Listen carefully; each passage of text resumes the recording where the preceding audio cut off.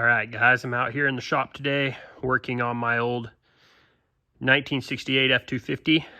Has a 360 motor in it. Last time I took it out, it was running really rough. And so I turned around and got it back to the yard and noticed it was leaking some fuel right here out of this hose here. So I broke this fitting in the process, so I got this replaced, put that new piece of hose on, tried to start the truck, and it wasn't getting any fuel to the carburetor. So I talked to a guy, and he said that it's probably the fuel pump. And sure enough, to diagnose it, I just took, I'll crawl under here and show you. But I took the, you can see up there, I don't have my light, but this right here, there's this fuel hose right here, took it off and so this one comes from the fuel tank. This one goes from the fuel pump. You can't really see it because it's hanging down, but it goes from the fuel pump. This metal one goes from the fuel pump up to the carburetor. And you have someone crank the truck for you, and you just put your finger on the fuel pump and see if there's suction. Well, there wasn't any suction, so pretty sure it's the fuel pump. So thought I'd show you guys what it takes to replace it. There's two bolts. You can see them still in there. I've got them loosened out. 9/16. So you're gonna need a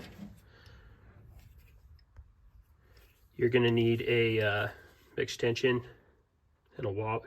And this is a wobbly extension, which helps. And 9/16.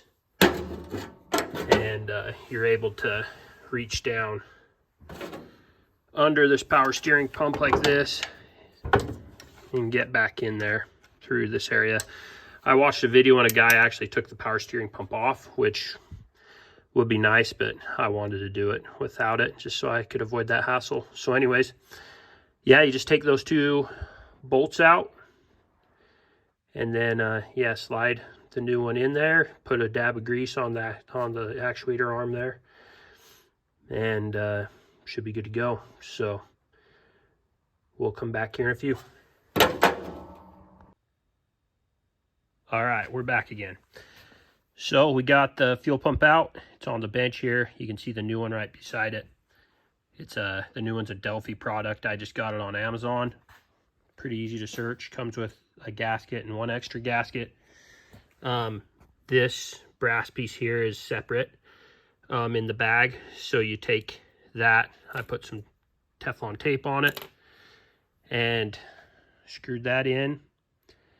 And now we're going to get ready to put it back in the truck. So just wanted to show you what it looked like here on the bench. It's a little bit different. It's taller. The new one's taller than the old one, and the layout's a little bit different. You can see the inlet and outlet are side by side where these two are kind of offset. I don't think that's going to cause any problems. The other thing we did is just went in and cleaned the area with brake cleaner, so we know it's a nice seal. And yeah, we'll get it on and see how it goes. All right, well, it was a pain in the butt, but it's in. Getting those bolts started was a little bit tough with that power steering parts in the way, but I ended up having to take that bolt towards the block there and put it in my socket and wobbly and like snake it in there and then tighten it up. But we're in. Now all we've got to do is put the fuel lines on, and hopefully we'll be good to go. All right, the new fuel pump's in, and the moment of truth. Let's see if this old girl will run.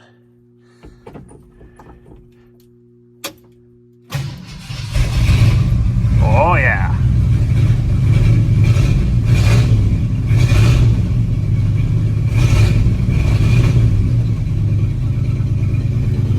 Oh yeah.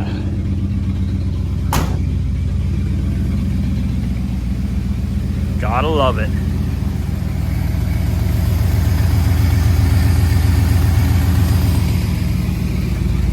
she lives.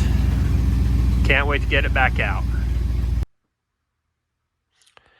All right, you guys. Well, I figured while I had the truck in the shop, I'd give you a little walk around of it because I don't believe I've done that yet. This is either a 68 or a 69, I believe, F-250 two-wheel drive. It has the V8 360 in it. And it's a pretty low miles truck, has 71,000 original miles. Hardly any rust on it, which is rare for around here. Kind of the story of this truck. So my wife, she's a hairdresser, and she has had a client for years, a widow who watches our dog sometimes. And anyways, I dropped our dog off to her and noticed this old truck in the driveway and was like, "Hey, are you interested in selling that?" And she was like, "Yeah," and gave me a really good price on it. And so I drove it home, and man, it's kind of the story of it. So this truck was her parents' truck, and they used it in their retirement years. They had a camper on it, and they had it down in Arizona most of the time. So that's why it doesn't have hardly any rust. And she said that they really only use it up here in the summertime. So no road salt or anything like that. It's really straight. I mean, there's not hardly a dent on this truck anywhere. And you can kind of actually see down in here, hanging onto that wire right there, but you can see there's a plug. I think that was for the camper they had on it back in the day. So last winter I pulled it into the shop, and I'll put this down. You can see this one side I buffed it out. I cleaned the hood and just buffed that side just to see how it would turn out. I didn't finish it because the truck really needs a good wash and a good scrub down before I do it. I just washed the hood just to see how it would work. But yeah, the windshield needs to be replaced, obviously. When I take it to the car wash, I'm gonna... Oh man, we got a leak there somewhere. Where are we leaking? Well, I'll figure that out here in a minute. I'm not sure where the heck that's leaking from. But anyways, so yeah, I'll show you the interior of it. Yeah, so the seat's a little buggered up on this side, but other than the dash having a few cracks in it, it's in pretty good shape. You can see here, it has 71,436 original miles. And yeah, those lights aren't the original. I had to pull the dash out for something last winter. I don't even remember what it was. And I just put a few new lights in it at that time. But yeah, it's a neat old truck, and it actually runs really good, especially now. So I'm sure you'll be seeing this in more videos, as I'm excited to use this to do farm stuff, drive back and forth to the farm. It'll be a nice dirt bike collar where it's nice and low, and it'll be good to haul hay and stuff like that in the bed. Just used around the farm and run it back and forth to town sometimes. I think it'll be a good time.